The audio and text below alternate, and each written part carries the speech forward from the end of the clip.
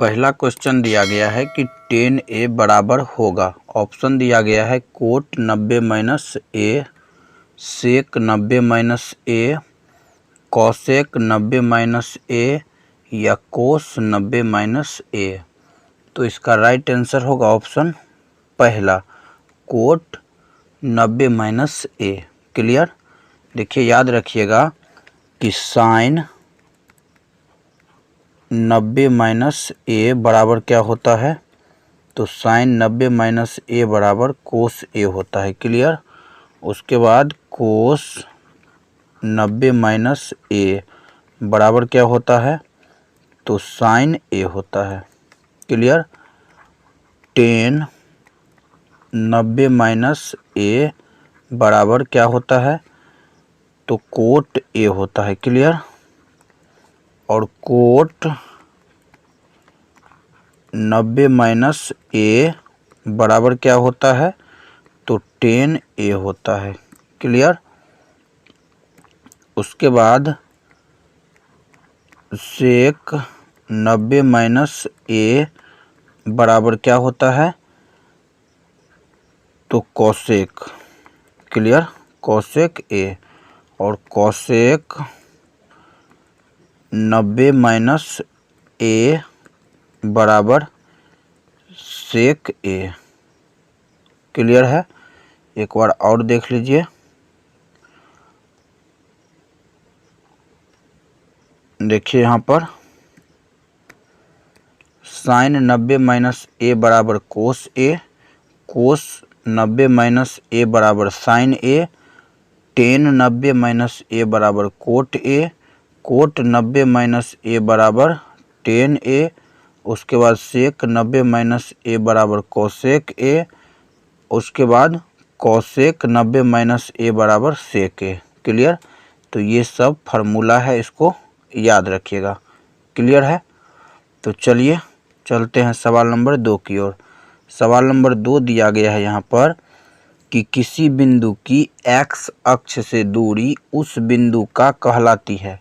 Option दिया गया है भुज, कोटि, अक्ष या आलेख। तो इसका राइट आंसर होगा ऑप्शन दूसरा, कोटि। एक्स अक्ष से दूरी क्या कहलाती है, कोटि।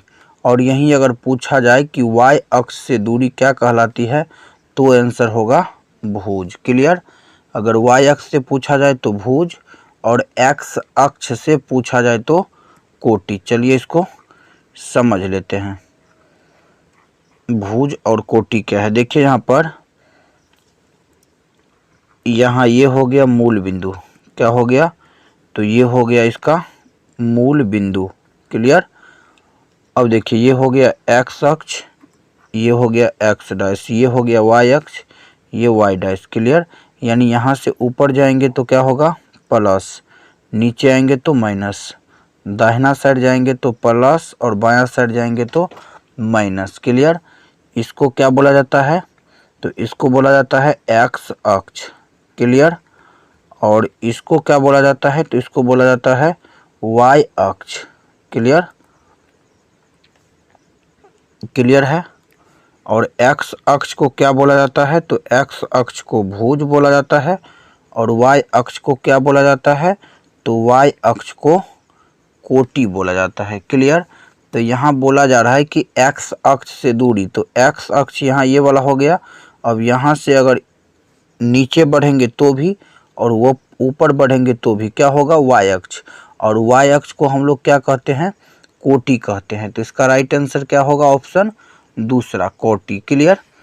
अगला क्वेश्चन दिया गया है क्वेश्चन नंबर 3। बहुत इजी क्वेश्चन है कि निम्न में से कौन वृत्त के क्षेत्रफल का सूत्र है। ऑप्शन दिया गया है 2 pi R, 4 pi R, pi R square या 4 पाई आर।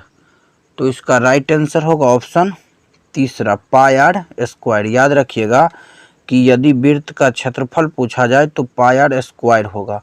अगर वृत्त में परिधि पूछा जाए तो 2 पाई आर होगा। अगर वृत्त में व्यास पूछा जाए तो व्यास बराबर क्या होगा, 2 गुने त्रिज्या। क्लियर। और अगर त्रिज्या बराबर पूछा जाए तो व्यास बट्टा 2। क्लियर है।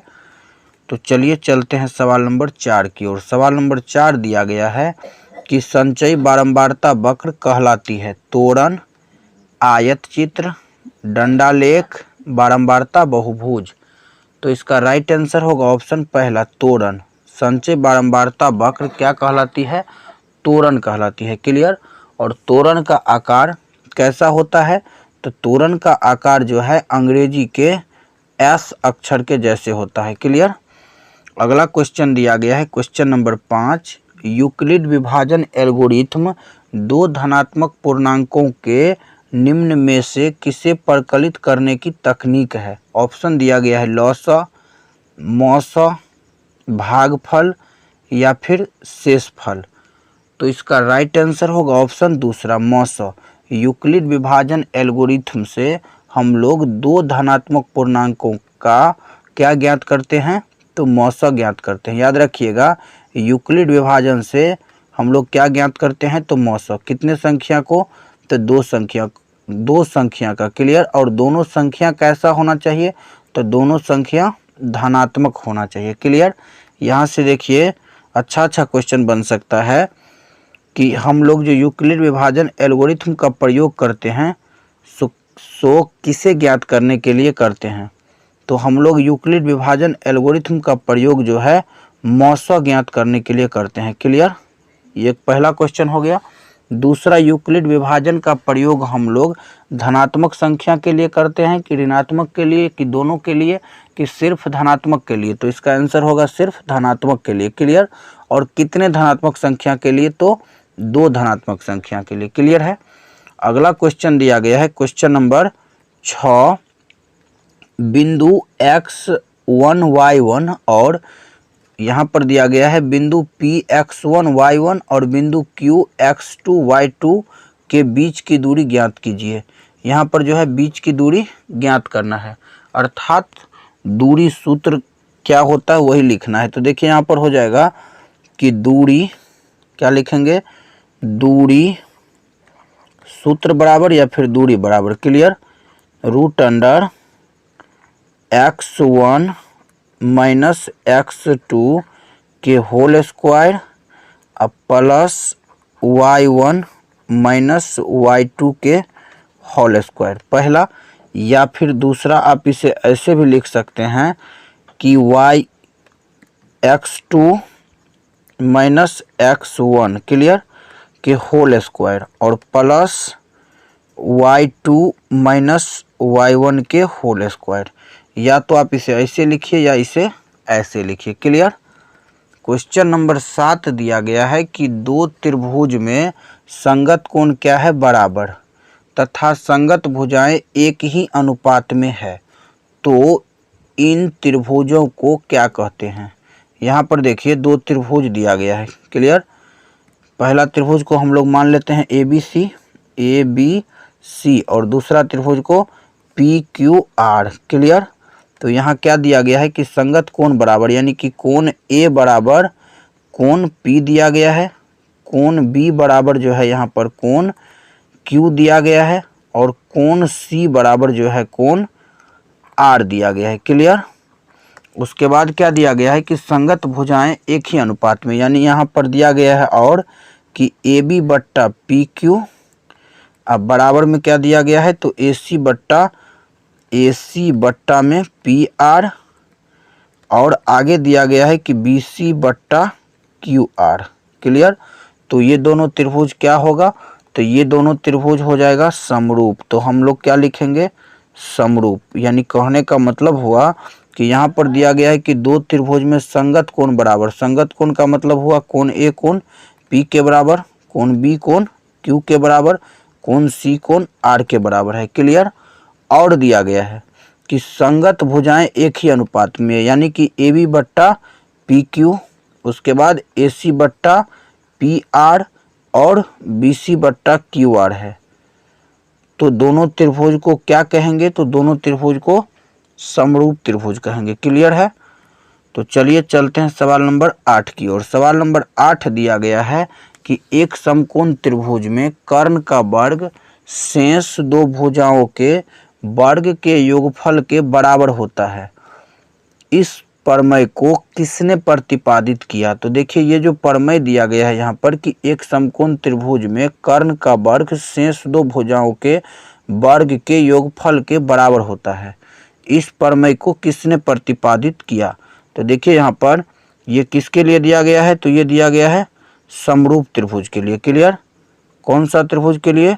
तो ये दिया गया है आपको, ये दिया गया है समरूप त्रिभुज के लिए। क्लियर? तो समरूप त्रिभुज में दिया गया है। यहाँ पर मान लीजिए एक समकोण त्रिभुज हम बना लेते हैं। सबसे पहले मान लीजिए ये एक समकोण त्रिभुज है। क्लियर? इसको यहाँ कर देते हैं ऊपर। क्लियर है? यहाँ पर देखिए ए है, यहाँ पर बी है और यहाँ पर सी है। क्लियर? तो यहाँ पर बी हो गया 90 डिग्री, 90 डिग्री के सामने के भुजा क्या होगा? कर्ण, यानी कि कर्ण का वर्ग शेष दो भुजा यानी कि लंब का वर्ग और आधार का वर्ग। क्लियर? दोनों के वर्ग के योगफल के बराबर होता है। तो इस प्रमेय को सबसे पहले कौन सा प्रमेय कहते हैं? तो इस प्रमेय को हम लोग पाइथागोरस प्रमेय कहते हैं। क्लियर? और इस प्रमेय को किसने प्रतिपादित किया? तो इस प्रमेय को पाइथागोरस महोदय के द्वारा प्रतिपादित किया गया। क्लियर? तो हम लोग लिखेंगे पाइथागोरस महोदय। क्लियर? पाइथागोरस महोदय के द्वारा ये प्रमेय प्रतिपादित किया गया था। क्लियर? क्वेश्चन नंबर 9 दिया गया है यहाँ पर कि 3.5 सेंटीमीटर त्रिज्या वाले अर्धगोले का वक्र पृष्ठीय क्षेत्रफल ज्ञात कीजिए। अर्धगोला का वक्र पृष्ठीय क्षेत्रफल क्या होता है? तो 2πr² होता है। क्लियर? अर्धगोला का वक्र पृष्ठीय क्षेत्रफल 2πr²। तो यहाँ पर हम सबसे पहले लिख सकते हैं कि चूंकि अर्धगोले, क्या लिखेंगे? अर्धगोले का त्रिज्या, अर्धगोले का त्रिज्या क्या दिया गया है? तो त्रिज्या दिया गया है 3.5। तो हमें निकालना क्या है इसमें? वक्र पृष्ठीय क्षेत्रफल। तो यहाँ पर लिखेंगे इसीलिए वक्र पृष्ठीय क्षेत्रफल बराबर, वक्र पृष्ठीय क्षेत्रफल बराबर, तो वक्र पृष्ठीय क्षेत्रफल बराबर क्या होता है? 2πr²। क्लियर? 2πr²। तो यहाँ पर देखिए 2 के जगह पर क्या रखेंगे? 2 रखेंगे। क्लियर है? पाई के जगह पर 22/7 गुने आर के जगह पर क्या रखिएगा? तो आर के जगह पर यहाँ पर दिया गया है 3.5, तो यहाँ रखेंगे आर के जगह पर 3.5। तो यहाँ लिखेंगे 3.5 और पावर में 2, क्योंकि यहाँ पर r² है। क्लियर? यहाँ पर देखिए 2 गुने 22/7 और गुने ये हो जाएगा 35/10 और गुने में 35/10। क्लियर? अब देखिए यहाँ पर 7 का पहाड़ा 5 बार पढ़ेंगे तो 35 होगा, 5 का पहाड़ा 2 बार पढ़ेंगे तो 10 होगा, 2 से 2 कैंसिल। क्लियर? अब यहाँ पर देखिए 5 दूनी 10, 5 7 35, 2 से काटेंगे 11 बार में कटेगा, यानी 11 7 77। तो 77 सेंटीमीटर हो गया इसका, 77 सेंटीमीटर स्क्वायर हो गया आंसर। क्लियर है? सवाल नंबर 9। क्लियर? आप चाहे तो इसका स्क्रीनशॉट ले सकते हैं। क्लियर? तो चलिए चलते हैं सवाल नंबर 10 की ओर। सवाल नंबर 10 दिया गया है यहाँ पर कि किसी प्रयोग की सभी प्रारंभिक घटनाओं की प्रायिकताओं का योगफल कितना है? तो देखिए यहाँ पर किसी प्रयोग की सभी प्रारंभिक घटनाओं की प्रायिकताओं का योगफल बोला जा रहा है। तो किसी भी प्रयोग के सभी प्रारंभिक घटनाओं की प्रायिकताओं का योगफल क्या होता है? 1 होता है, याद रखिएगा। और प्रायिकता जो होता है वो 0 से बड़ी या 0 के बराबर, उसके बाद 1 से छोटी या 1 के बराबर होती है। अर्थात कहने का मतलब हुआ कि प्रायिकता जो है, प्रायिकता क्या सब हो सकती है और क्या सब नहीं हो सकती है। तो प्रायिकता जो है, ध्यान रखिएगा कि प्रायिकता आपका 0 हो सकती है और 0 से लेकर के 1 तक, 1 से अधिक नहीं होगा। यानी कहने का मतलब हुआ कि प्रायिकता जो है ऋणात्मक कभी नहीं होगा। क्लियर? और प्रायिकता जो है 1 से अधिक भी कभी नहीं होगा। क्लियर? तो आशा करता हूं कि सवाल नंबर 1 से लेकर के सवाल नंबर 10 तक आप सभी को समझ में आया होगा। तो वीडियो कैसा लगा कमेंट में ज़रूर बताइएगा। अगर वीडियो पसंद आया हो तो लाइक और शेयर ज़रूर करिएगा। अगर अभी तक चैनल को सब्सक्राइब नहीं किए हैं तो सब्सक्राइब कर लीजिए, क्योंकि यहाँ ऐसे ही ज्ञानवर्धक वीडियो लाता रहता हूँ। तो मिलते हैं अगले वीडियो में, तब तक के लिए जय हिंद, जय भारत।